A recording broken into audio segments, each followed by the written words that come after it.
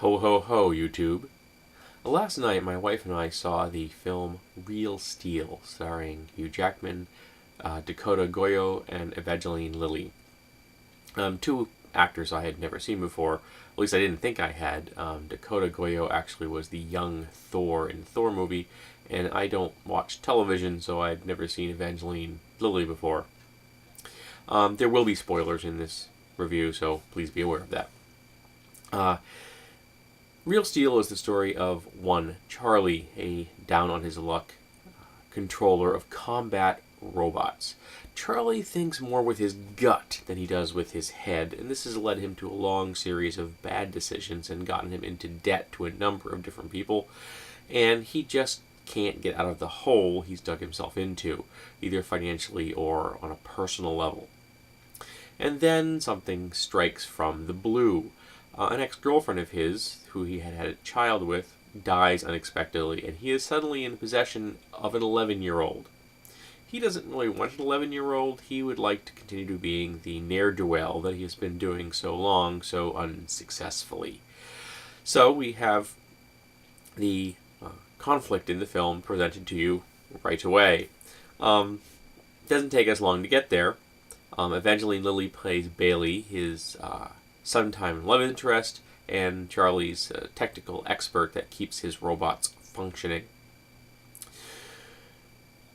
Now, when I went to this, my wife said, I said, hey, want to go see Real Steel? And she's like, yeah, that's cool. And she went there just because she wanted to go to a movie with me. She hadn't really any desire whatsoever to see this film. And upon leaving the theater, her comment, she told me this, I didn't know this, that she had gone just because she wanted to spend time with me. But she said, but it was a really good movie. And she's right, it was a really good movie. And I'm kind of surprised that Real Steel didn't do better at the theaters when it ran first run. I saw it at the cheap theater, the second run theater.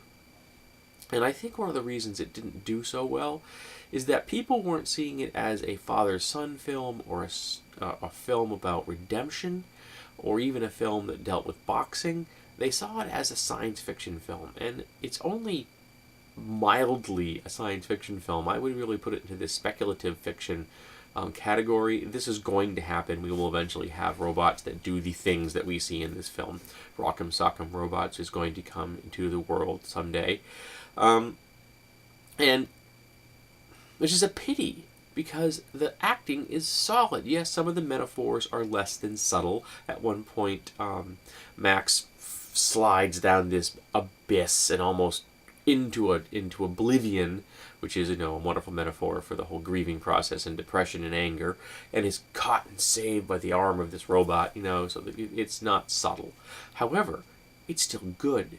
You still see character development. Even Charlie, who's this man-child that has avoided being, responsible for anything in his entire life, changes and grows and listens to the kid.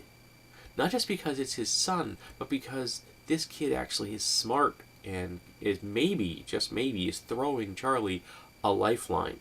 And he is. So, come to the end of the film when you have the underdog team with their robot Adam fighting the polished, the powerful, the most wonderful robot ever to fight in the arena, Zeus. Whether Adam wins or not, to a knockout or to a technical win, it doesn't matter. You could have ended the film 2 minutes before the actual end of the film is without ever knowing it, and it wouldn't have mattered. Because the people that needed to win had already won. Charlie had become a father. Max had gotten a father. Bailey got back the person that she cared for, the person that she loved. And these things were more important than whether two robots could beat each other in an arena. Now, the robots were cool. I really did enjoy them. There was just enough technology difference between our period and the future period this film takes place in, so it made a slight noticeable difference, but it wasn't overwhelming. I have to admit that I did have a problem with the timeline. There isn't enough time passing between now and when this film takes place to achieve all the differences that the film has. It's a technical quibble. It wouldn't I didn't think that was the big pill to swallow. One of the weird things I noticed is that there are numerous scenes where Charlie is driving his kind of funky looking truck across country, going from, bout to bout with his robots. And the roads are always empty. I mean, like, there's no one out there. There's just his truck, which is a wonderful image. Visually, I mean, it's nice blocking, nice shooting. They had some cam shots, some copter shots. It looked good. But there's no traffic. I'm just like, that was so much more bizarre to me than the fact that the film dealt with giant robots that punch each other.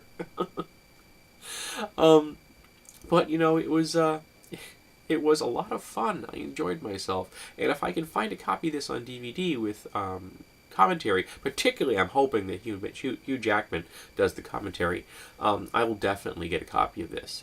It was a lot of fun, and I had enjoyed myself.